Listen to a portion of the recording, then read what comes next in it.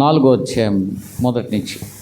అప్పుడు యేసు అపవాది చేత శోధింపబడుటకు ఆత్మ వలన అరణ్యమునకు కొనిపోబడెను. 40 దినములు 40 రాత్రులు ఉపవాసం ఉండిన పిమ్మట ఆయన ఆకలి కొనగా ఆ శోధకుడు ఆయన యొద్దకు వచ్చి, నీవు దేవుని కుమారుడు అయితే ఈ రాళ్ళు రొట్టెలగునట్లు ఆజ్ఞాపించమనెను. అందుకు ఆయన, మనుషుడు రొట్టె వల్ల మాత్రము కాదు కానీ దేవుని నోటి నుండి వచ్చు ప్రతి మాట వలనను జీవించును అని వ్రాయబడి ఉన్నది. నేను దేవునికి స్తోత్రం. ఇక్కడ జాగ్రత్తగా ఒక అంశాన్ని మనం పరిశీలించుకోవాలి.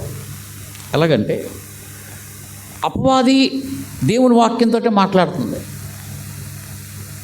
యేసయ్య కూడా దేవుని వాక్యంతో మాట్లాడుతుంది. ఇప్పుడు అపవాది మాట్లాడిన మాటలు ఈ యొక్క జీవగ్రంథంలో లేవా? ఉన్నాయి కదా. యేసుప్రభు మాటలు మాట్లాడిన కూడా ఉన్నాయి కదా. అంటే ఇక్కడ జాగ్రత్తగా గమనించుకోకపోతే మనము అనుదినము దేవునిలో ఎదిగే ఎదుగుదల వాక్యముతో ఆత్మతో ఎదగాలి. వివేకం కావాలి మనకి.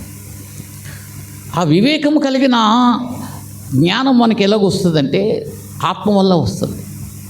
మనకి యేసుక్రీస్తు పరిశుద్ధాత్మను పొందుకున్న తర్వాత 40 దినములు 40 రాత్రుల్లో ఉపవాసం ఉన్నప్పుడు ఉపవాసం అయిపోయిన తర్వాత ఆయన ఆకలి కొన్నప్పుడు అపవాది వచ్చి ఆయన్ని శోధకుడు వచ్చి ఏం చేస్తున్నాడు?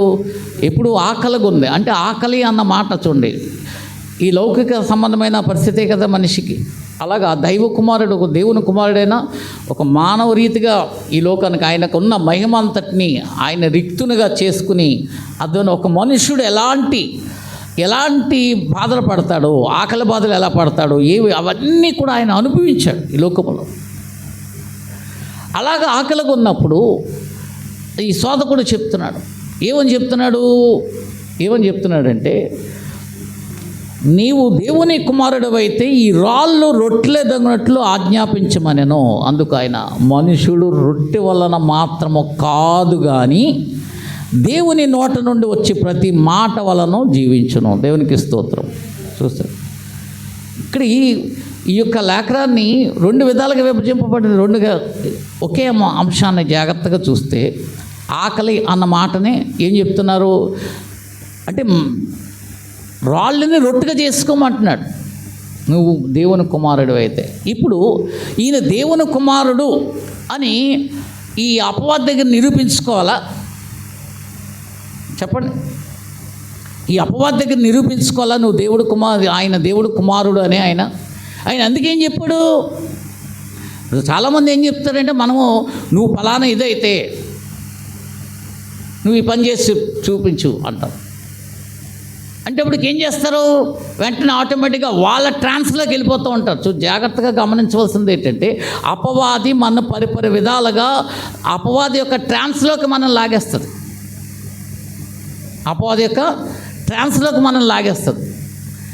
అలా లాగేసినప్పుడు ఏం చేస్తుందంటే అంటే దేవునికి దూరముగా మనల్ని లాక్కెళ్ళిపోతూ ఉంటారు.